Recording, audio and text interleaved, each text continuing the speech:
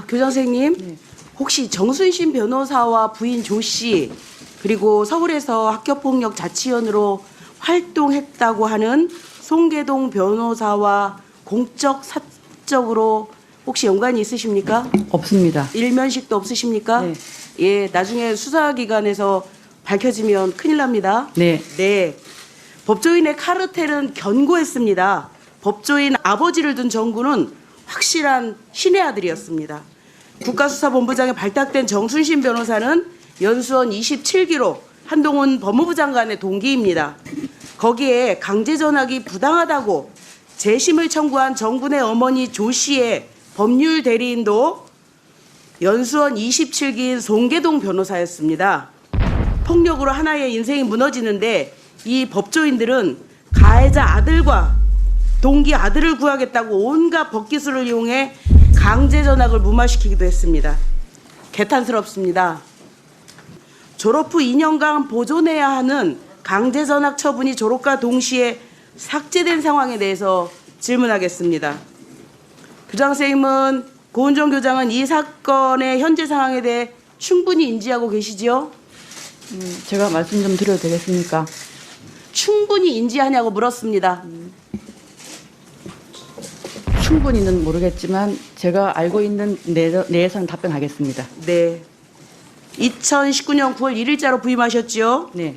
예. 그러면 발령 후에 정군이 2019년 2월에 전학을 왔고 4월에 강제 전학 집행정지가 대법원에서 최종 패소한 사건에 대해서 알고 계셨습니까? 모르고 있었습니다. 그럼 부임 와서 뭐 하셨어요? 학교 폭력으로 그것도 민사고에서 반포고등학교로 전학한 학생의 사건에 대해서 알았느냐라는 거예요. 몰랐습니다. 발령해서 몰랐어요? 네. 몰랐으면 교장의 자격이 없는 거죠. 그렇죠? 많습니까? 반포고에 이런 학생들이 몇 명이나 됩니까? 발령 당시에 이 학폭으로 학교에서 이렇게 보호를 받고 있는 아이들이 몇 명이나 됐습니까? 모릅니다. 잠깐만요. 저 발언 중지 좀 시켜주시면 안 될까요? 중지라는 교장쌤, 무슨 교장쌤 발언을 그렇게 해요? 그런 거를 모르면 교장이 왜 있어요? 왜 있어요? 그 자리에. 이게 무슨 해괴망측한 답변입니까? 학교에 부임을 했으면 적어도 학교 폭력이라는 것 때문에 전학을 왔거나 그 학교에 학교 폭력으로 인해서 관리받고 있는 아이들이 얼마나 있는지는 확인을 하셔야지 교장 아닙니까? 그 학생을 기본적으로 집중적으로 관리를 한다고 하면 그건 낙인 효과입니다. 뭐라고요? 낙인 효과입니다. 무슨 낙인 효과예요? 교장 선생님이 잘 알고 그 아이들에 대해서 어떻게 그 아이에 하면 대해서 개선을 잘 아는 사람은 학급 담임선생님이시고요.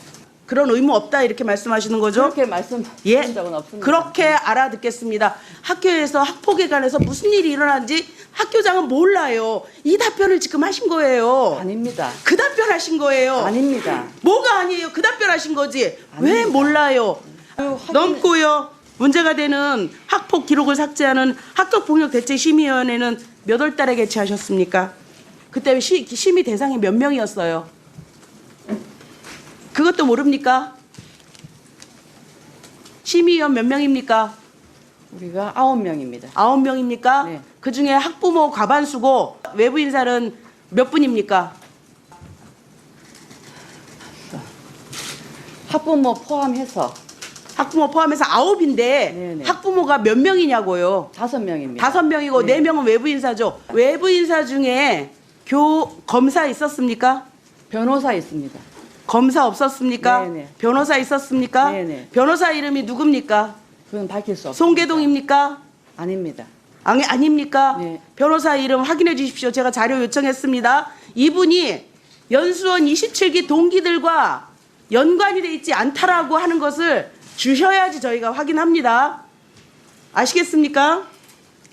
법에 의해서 그거는 명단 그러면 공개하지 강원도 못하게 되어 교육청은 있습니다. 법을 어기고 제출한 겁니까? 민사고는 법을 어기고 제출한 겁니까? 그러면 성명에 땡땡으로 해서 제출하겠습니다. 땡땡으로 안 됩니다. 이름하고 직업 주십시오. 자신 있으면 명단 공개하십시오. 심의위원회는 교장이 관여할 수 없고요. 그야말로 아는데요. 교장이 할 수 없는데 추후 보고 받으셨을 거 아닙니까? 네네. 그러니 심의위원회 제출된 서류가 무엇이 있었습니까? 그것도 그 공개 불가입니다. 교장 선생님, 제가 보기에는 지금 답변하시는 태도랄까요? 조금 그 의원님들하고 서로 소통하면서 좀 원만하게 답변을 좀 해주셨으면 어떨까? 제가 1차적으로는 이렇게 우선 좀 예, 말씀드리겠는데요. 저도 그렇게 하기를 희망합니다. 예. 이 학생의 학폭 자치위 당시의 판정 점수를 보시면은요, 가해 학생의 반성 정도, 없음, 낮음, 화해 정도, 심사위원 전원이 없음입니다. 그런데 반포고등학교에서 전담기구를 통해서 심의를 할 때 갑자기 반성과 화해가 있다라고 판단되는 근거가 뭐였습니까? 가장 그 아이를 잘 아는 학급 담임 교사 그리고 그 반에서 수업하는 교과 선생님들의 의견을 다 듣고 종합해서 의견서를 냈습니다. 피해자와의 화해 정도를 객관적인 자료로 판단해서 전담기구는 삭제할 수 있다라고 했는데 지금 말씀하신 거는 그와 관련된 객관적인 자료가 아닌데요. 그리고 그 심의위원회를 열기 전에 그 학폭 담당 교사가 학생과 학부모를 면담한 것이 회의록에 나와 있습니다.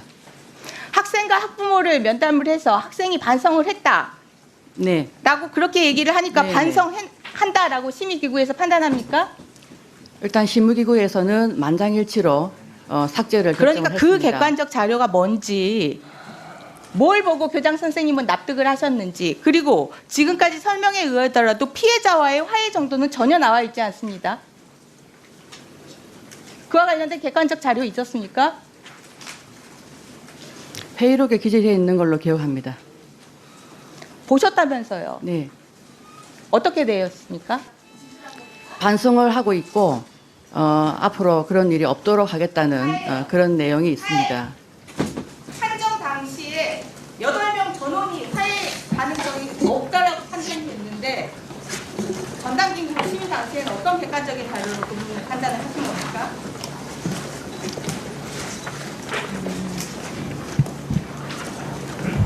답변하세요. 네, 지금 찾고 있습니다.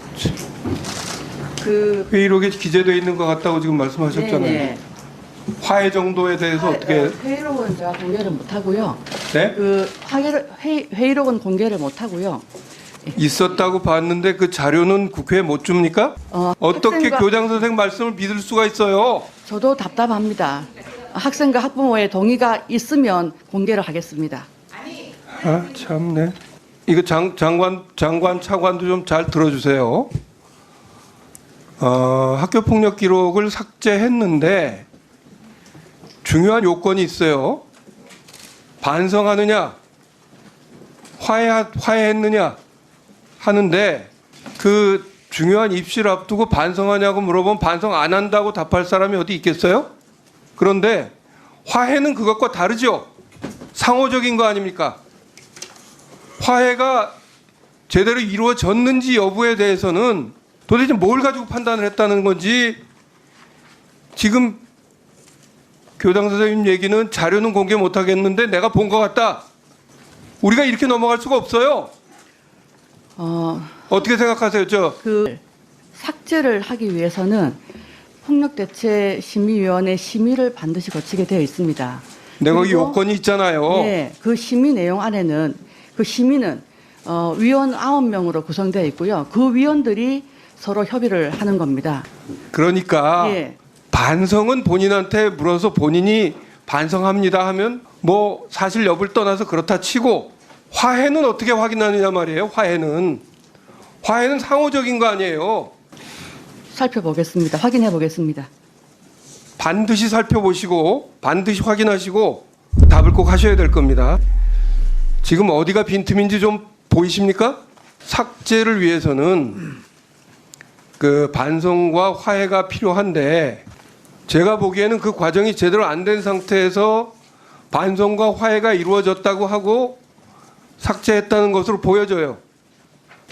이게 뭔가 제도적 미비가 느껴지지 않으세요? 지금부터 중요한 사항을 말씀드리겠습니다. 약 1분만 집중해서 들어주시길 바랍니다. 제가 유튜브 구독자분들을 위해 특별히 준비했습니다. 이슈 뉴스만 잘 챙겨보셔도 충분히 돈을 벌 수 있는 방법이 있다고 말씀드렸는데요. 이 사진을 보시면 어떤 생각들이 드시나요?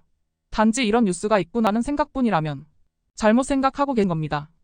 그 이유가 무엇이냐면 제가 6월 말 7월 초에 뭐라고 말씀드렸나요? 지금은 바이오에 관심을 가져야 한다라 분명히 계속 말씀을 드리고 투자 쪽으로도 생각을 해봐야 한다고 말씀드렸습니다. 이런 유튜브 영상 썸네일을 많이 보셨을 텐데요.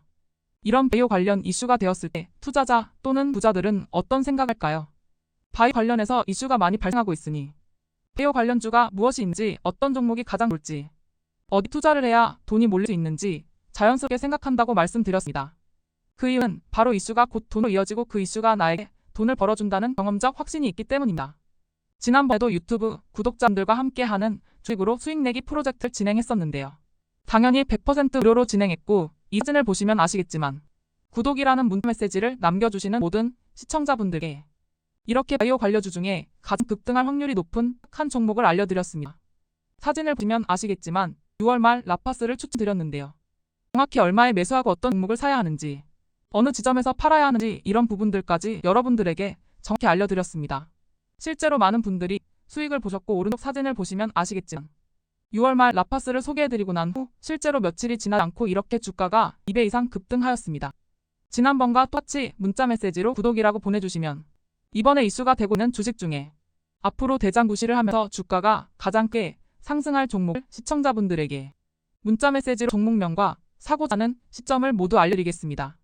그래서 이 영상을 보시고 계신 시청자분들에게 이번 종목이 궁금하다 하시는 분들은 남녀노소 시간대 상관없이 이렇게 상단에 제 번호를 항상 남겨놓고 있습니다. 제 전화번호 010-5638-2209로 구독이라는 문자 메시지를 보내주면 됩니다. 저는 다른 것을 바라는 게 단 한 가지도 없습니다. 여러분들이 저로 인해 수익을 보셨다면 구독과 좋아요 한 번씩만 부탁드립니다.